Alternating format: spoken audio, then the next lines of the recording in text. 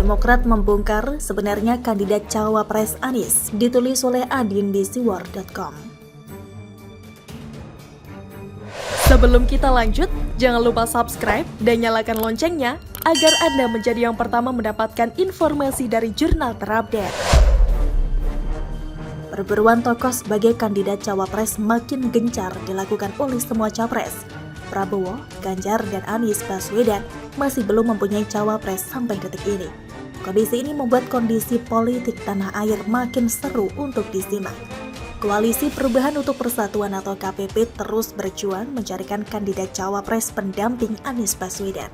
Pencarian ini cukup melelahkan karena berbalut drama, konflik, dan harapan yang tidak kunjung terpenuhi. Demokrat pernah mendesak Anies agar bulan Juni bisa segera mengumumkan nama Cawapres. Sempat tersiar kabar sepulang Anies ibadah haji akan diumumkan Cawapres. Tapi sampai menjelang pertengahan bulan Agustus, belum juga ada tanda-tanda pengumuman. Sebagai Cawapres Anies membuat kondisi internal KPP runyam dan memanas. Demokrat menginginkan AHY jadi Cawapres. Nasdem sepertinya menginginkan sebaliknya. Kondisi makin runyam ketika Andi Arief kembali bercuit ria. Ketua Bapilu Partai Demokrat Andi Arief kini menduga ada salah satu pimpinan partai di Koalisi Perubahan untuk Persatuan atau KPP mencoba mendorong nama Ketum Partai Nasdem Surya Paloh untuk menjadi Cawapres Anies. Dugaan itu disampaikan Andi Arief lewat akun Twitternya @andiarif_. Dia menyebut ada salah satu partai di KPP sedang mencoba melakukan survei untuk Surya Paloh. Dugaan saya ada nama yang sedang diuji di survei oleh salah satu pimpinan Partai Koalisi Perubahan sebagai Cawapres. Jika benar nama itu, nama Pak Surya Paloh, maka harus dijelaskan saat ini oleh Pak Anies Baswedan. Tweet Andi Arief seperti dilihat detik.com, Rabu 9 Agustus 2023. Saling serang Nasdem dan Demokrat seolah tidak berujung. Jika menyimak cuitan Arief, ada salah satu pimpinan partai di Koalisi Perubahan untuk Persatuan atau KPP mencoba mendorong nama Ketum Partai Nasdem Surya Paloh untuk menjadi Cawapres Anies. Siapakah pimpinan parpol yang dimaksud Arief? Jika AHY yang merupakan Ketum Partai Demokrat, penulis rasa mustahil.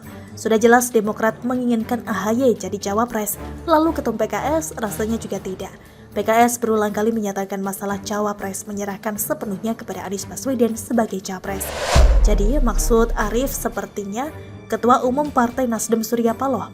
Versi Arief, Ketua Umum Partai Nasdem Surya Paloh sedang melakukan survei seberapa besar respon positif atau elektabilitas dirinya sendiri jika dipasangkan dengan Anies sebagai Cawapres.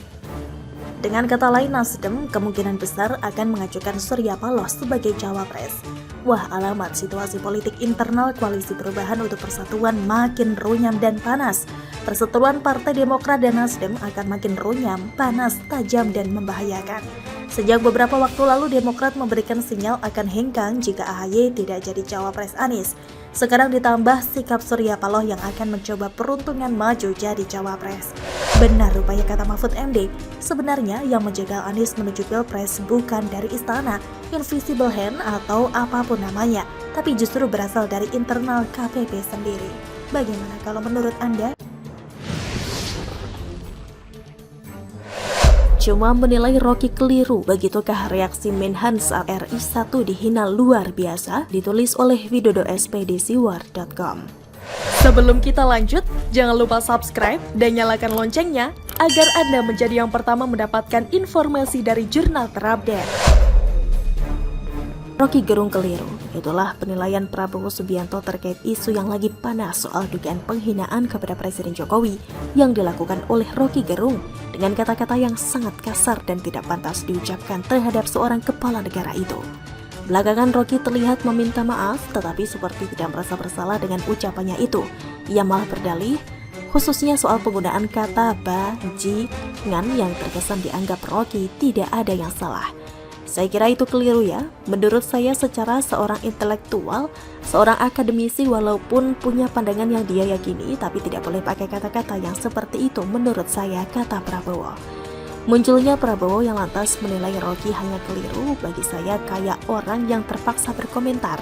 Mau berkata lebih keras, Prabowo mungkin takut dijauhi pemuja Rocky yang kemungkinan juga termasuk kelompok pendukungnya. Penilaian Prabowo juga tidak menunjukkan keberanian dan jiwa korsa seorang ex-komandan Kopassus yang seharusnya marah besar karena kepala negaranya dihina dan dimaki begitu rupa oleh Rocky Gerung. Bayangkan kalau dia sendiri sebagai ketum Gerindra dihina dengan kata-kata yang sama. Masihkah Prabowo mampu berkata-kata dengan intonasi kalem? Oh, tidak apa-apa, hanya keliru bicara. Mungkin anggapan yang sama menghadapi pikiran para pembela Rocky Gerung yang menganggap bahwa hinaan Rocky tidak perlu dipermasalahkan atau dibawa ke meja hijau karena sekedar kritik yang wajar pada era kebebasan berbicara seperti sekarang ini. Munculnya Prabowo dengan statement standar memang tidak ada yang spesial. Nampaknya Prabowo masih berusaha mencitrakan diri sebagai sosok yang kalem, tidak mudah meledak dalam kemarahan dan mencoba bersikap biasa saja terhadap hinaan kepada kepala negara. Sekali lagi, saya tidak yakin reaksi Prabowo akan sama kalau hinaan itu ditujukan kepada dirinya. Dulu sih memang ada yang pernah menyinggol Prabowo dengan sebutan Jenderal Kardus, tapi sindiran itu tidak separah 3 kata yang Rocky Gerung arahkan pada Jokowi. Meskipun Jokowi terlihat mengabaikan dengan menganggap hal itu kecil, bukan berarti beliau boleh bebas dihina tanpa berpikir bahwa pendukungnya akan marah dan melaporkan pelaku ke polisi. Melihat reaksi Prabowo yang terkesan meringankan perbuatan Rocky Gerung, saya jadi ragu dengan komitmen Prabowo dalam menjaga marwah dan nama baik Presiden Republik Indonesia. Apalagi posisi Prabowo sebagai Menhan, seharusnya dengan cepat dan tepat mampu menilai suatu ucapan atau tindakan itu tergolong masih bisa diterima atau keterlaluan karena melewati batas kewajaran sebagai bangsa yang beradab. Akhirnya, dari reaksi Prabowo, saya semakin yakin bahwa beliau bukan orang yang tepat untuk diberi kesempatan memimpin negara ini. Karena saat Jokowi dihina, Prabowo seperti menganggap biasa dan tidak menunjukkan kemarahan atau mengecam perbuatan Rocky Gerung. Apa karena dia sudah ancang-ancang akan menjadikan Rocky Gerung sebagai salah satu menteri, sampai tidak berani mengecamnya? #Mbohlah, begitulah kura-kura. Bagaimana menurut Anda?